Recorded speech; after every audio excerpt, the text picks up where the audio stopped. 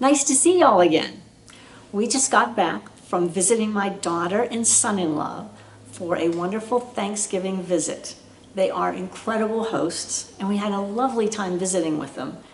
But everything didn't go quite as smoothly as we anticipated.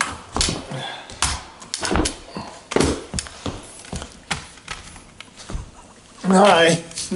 Hey! Sorry I'm late. As you can see, I'm not real mobile right now, but I'm getting around. So yeah, we went up to visit our daughter and son-in-law, and the very next morning after we arrived there, we went out to go to the grocery store.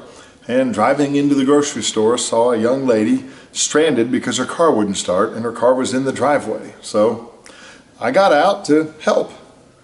No sooner did I start trying to push that car than I felt the pop in my calf and tore the muscle in my left calf. So we spent the rest of that day going to urgent care and getting crutches and trying to deal with the ice and pain and just kind of moping around the rest of the day.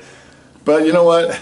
We had a great visit anyway with the kids. We really had a good time. We got a chance to sit down, and my daughter and Barb and I, we played music for a while and sat and sang, and I played guitar and she played piano. We played a lot of great games with the four of us. We just had a really good time. It was a good visit of just spending time together. We ate too much on Thanksgiving Day, of course. And then came time to come home. And I think everyone between their house and our house forgot how to drive.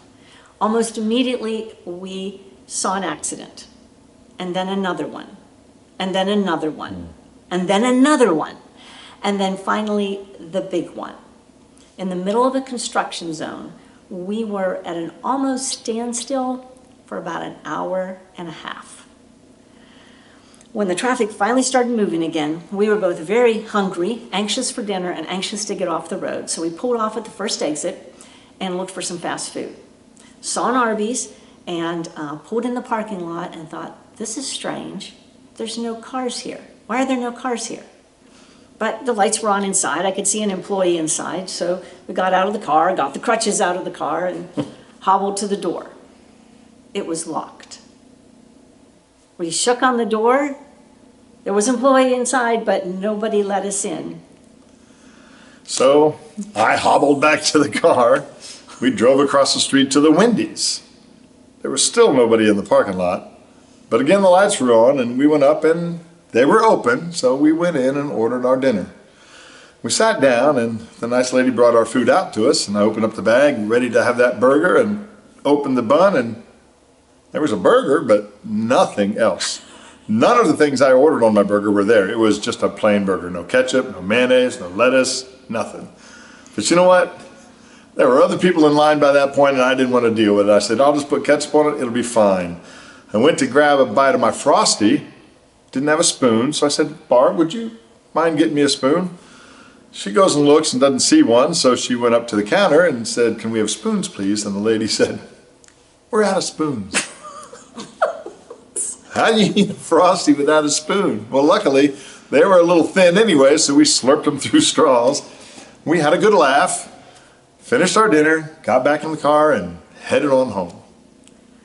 You know, whenever we do things we shouldn't do, and we're stepping outside of God's will, we expect there to be costs. We expect to run into negative consequences as a result of our actions. But sometimes, when we're doing what we should be doing, and we are absolutely within God's will, we end up running into some negative consequences and paying some sometimes unpleasant costs. Sometimes that might be time, or it might be money, or it might be inconvenience. You know, the Bible tells us in Luke chapter 14 that no man builds a tower without first counting the cost, so that he knows that he has enough to finish what he starts.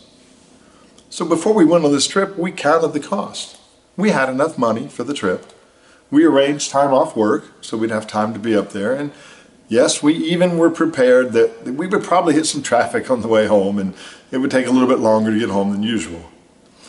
But how do you prepare for the unexpected costs, like hurting your leg when you're helping someone? Well, I believe that when our hearts and minds are focused on our healthy relationships with others and with God, that we can even be prepared for those unexpected costs. Thanks for watching. Have a great day.